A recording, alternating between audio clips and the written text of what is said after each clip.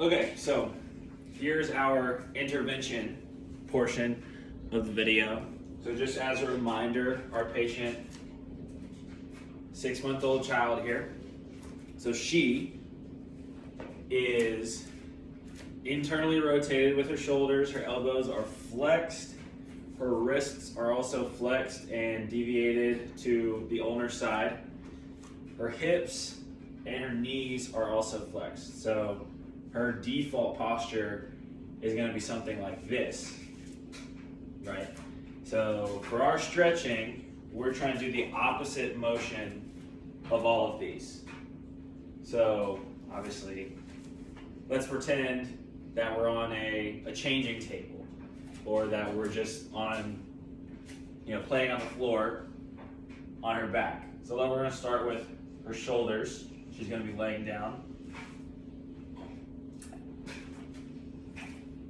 And so we can interact with the child, just say, hey baby, hey, look at you. Hi. And all the while, I'm going to start to take the shoulder just into a little bit of external rotation here. So what's your arm doing out there? What's your arm doing out there? Anything you can say, really. And this is going to be a 30-second hold just out here, just as far as we can go, to the point where it's not uncomfortable. And we're only going to do this for demonstration. We're only going to do one side, but it should be understood that you would do this on both sides for each joint. All right, so this is one 30-second stretch. You would do this up to 3 times per joint, per side. So I've got her arm now, so what I can do is go straight from the external rotation stretch into a gentle elbow extension stretch. All right, so she's gonna fight me a little bit because she's sort of stuck here. But again, I'm just trying to get as much as I can at that elbow joint. And this baby's not too fussy, so it's okay.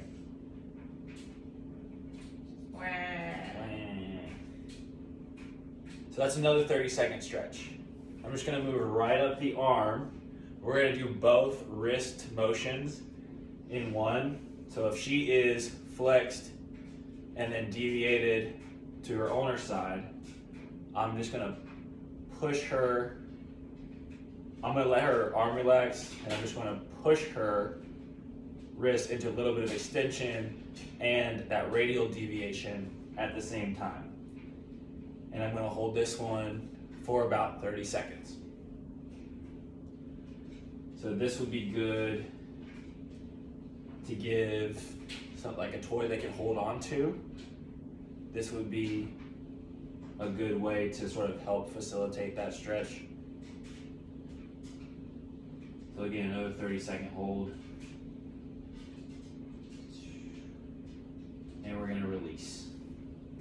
So that was all the ones for the upper extremity, but we've still got the flexed hip and the flexed knee. So this is another one we can do, whether diaper change or just playing on the floor. This, actually what we're gonna do is go into a prone position. So,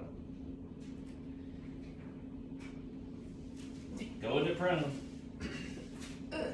So the prone position on its own is going to be a good stretch for these lower extremities. Just the weight of the limb might not be enough for that knee extension stretch, but just at the hips, we're already seeing an extension stretch. So anytime spent here, we're stretching the hip flexors. But then if I wanted to, I can put an object that this baby might be interested in. I can put it out front. She's gonna reach with her hands. This is also an inadvertent shoulder extensor stretch. So she's stretching out anything that's tight, lats, pecs, that's holding her back as well. So while she's occupied up front, I'm just going to do a little gentle knee extension stretch. So I'm going to have my hand on the calf, just straightening the knee out, but I'm just going to be doing it in a way where I can still interact with the child, but what you can't see behind me is just this knee extension stretch that I'm pushing in. So all I'm doing is like, oh, yep. Is that your bottle of wine? Mm-hmm. Is that your favorite? Mm-hmm. It's a little early in the day, don't you think? No. No? Okay. 30-second stretch here. At least for the knees, I say for the hip, we just hold it as long as we can. Also, what we're doing here, while I'm applying a stretch to her knee, she's occupied with the toy up front. This is strengthening this posterior chain, a little bit of glutes, spinal erectors, upper back. So anything we can do in prone is also going to be beneficial, not just from a stretching perspective, but also from strengthening.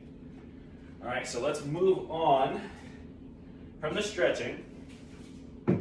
So just to reiterate, 30-second holds at each joint, 3 times per joint, per side is our target. Sometimes that's going to be hard to hit in one sequence, but you or the parents that you're educating are just going to have to do their best. So that addresses range of motion and a little bit of strengthening. The other things we want to address are sensory motor. So the big thing for this 6-month-old child is going to be independent sitting. So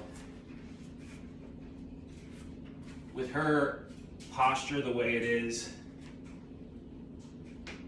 we might start with some supported sitting, right? And once she masters that, so as her knees can extend a little bit more, she's a little bit more stable. Same thing with her elbows.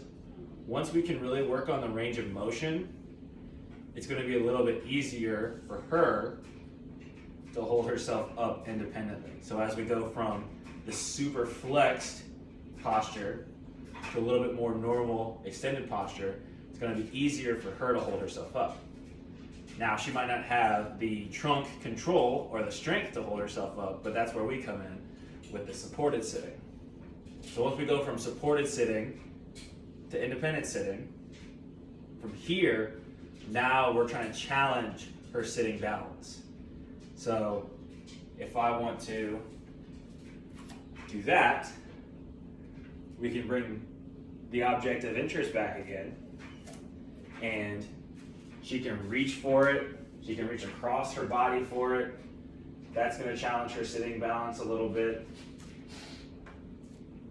We can reach up. Try to get her to use the other hand.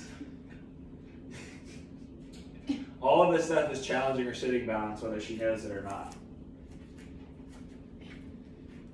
Almost got it. You almost got it. And then besides a toy, we can also do a little bit of kind of rhythmic stabilization. If we have a ball, we can do some activities on the ball just for a little bit of riding reactions. But if none of that is available, reaching in for the toy works great. So then the last thing, or the last 2 things, so we've got independent sitting. Now we want to work on scooting. So for scooting, this is going to be probably her primary way of getting around. So what we want to do is set her up in a sitting position. So you're going to turn and face that way. And then scoot back a little bit. More. So you can independently sit now. You don't have to flex it up. So a good way to work on scooting is we have our toy. So she's going to reach for the toy, but now we're going to keep it out of reach. And so to get closer, what's she going to have to do? She's going to have to scoot, and she's going to have to keep scooting if she wants it. So after we've mastered independent sitting, dynamic sitting balance, now we can work on scooting from the floor, because she might not be to the point where she can creep and crawl. Last thing is rolling.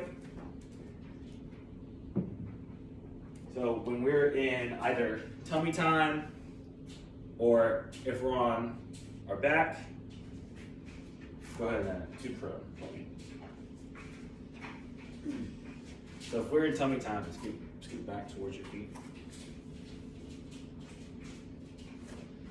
So one way that we can work on rolling, introducing the toy again. So she's reaching forward, right? So we're sort of at an angle over here. And then from here, we can just work on, so reach with the other. Yeah. We can just work on facilitating a little bit of rolling. Just like that. You got the toy, she wants it again. If she's on her back, a great way for her to get to the toy over here is going to be a roll. So she's going to reach, and while she's reaching, we're facilitating at the hips to make that rolling a little bit easier. So the 3 sensory motor milestones are the independent sitting, the scooting, and the rolling. So we talked about that. We talked about the range of motion issues that we need to address. So those are going to be the main activities and interventions that we're going to do to target the impairment of this specific patient. And that's it. Cheers.